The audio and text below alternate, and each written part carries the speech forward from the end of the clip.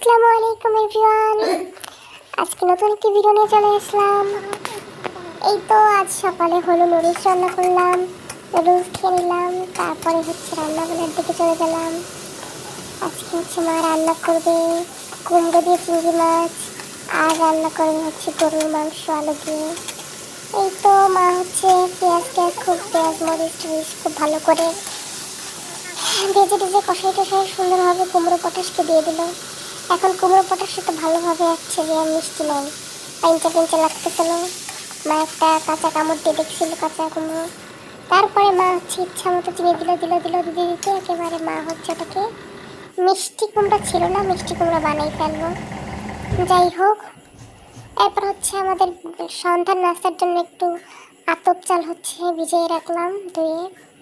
তারপর এর মধ্যে আমার জামাই বাইরে থেকে আসলো, আচারের জন্য আম কিনে নিয়ে আসলো, ডিম কিনে নিয়ে আসলো, সাথে কিছু হাবিজাবি ড্রাই কেক হেনা তেনা নিয়ে আসলো।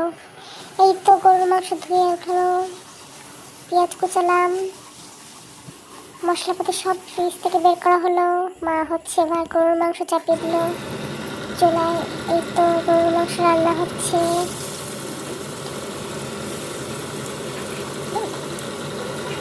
এই তো তাড়াতাড়ি ঝটফট হওয়ার জন্য মা সব কিছু প্রেশার কুকারে করতেছে।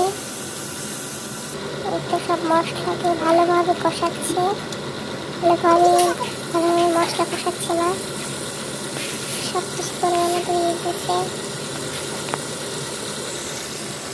আসলে প্রেশার কুকার দিলে ঝটফট হয় দেখে হচ্ছে না, প্রেশার কুকারে দিচ্ছে।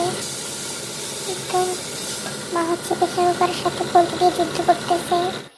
এই যুদ্ধ বেশ কতক্ষণ চলতে থাকবে। এবার সেই যুদ্ধের মধ্যে মা আবার হলুদ মরিচের গুঁড়োটা, ধনিয়ার গুঁড়োটা সব দিয়ে দিতেছে পরিমাণ মতো। এই তো সব কিছু পরিমাণ মতো দিয়ে দিল মা, আবার মা যুদ্ধ শুরু করে দিল প্রেশার কুকারের সাথে পোলট্রি। এই তো ভালোভাবে মশলা কষিয়ে ফেললো। এবার মাংসগুলো দিয়ে দিল পরিমাণ মতো।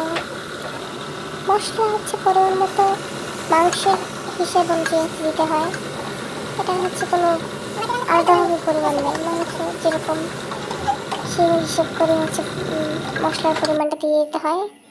এই তো দেখুন কি সুন্দর কালারটা আসছে মাংসের, একেবারে সুস্বাদু। কষানো মাংস খেতে আসলে ভালোই লাগে। যাই হোক, এবার মা পরিমাণ মতো পানি দিয়ে দিচ্ছে মানে ঝোলের জন্য। এরপর কিছুক্ষণ মা দমে রাখলো।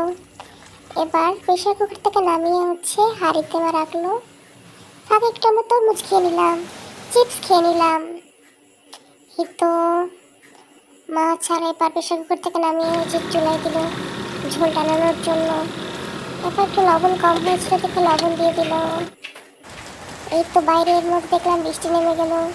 কি সুন্দর লাগছে আমাদের ব্যালকনি থেকে বাইরের আবহাওয়াটা, কি সুন্দর ফুল। এর মধ্যে আমার জামাই চকলেট নিয়ে আসলো। এটা ছিল সন্ধ্যার নাস্তা। মা আজকে সন্ধ্যায় পাটিসাপটা বানালো। এই পিঠাটা আমার ভালোই লাগে, মজা লাগে। এই তো এটা খুব সহজভাবে বানিয়ে ফেলা যায়, সাথে খুব টেস্টিও আছে, অল্প সময়ের মধ্যে হয়ে যায়। তারপর আমরা পাটিসাপটার সাথে চা বানিয়ে নিলাম। দেখুন কি সুন্দর কালার আসছে।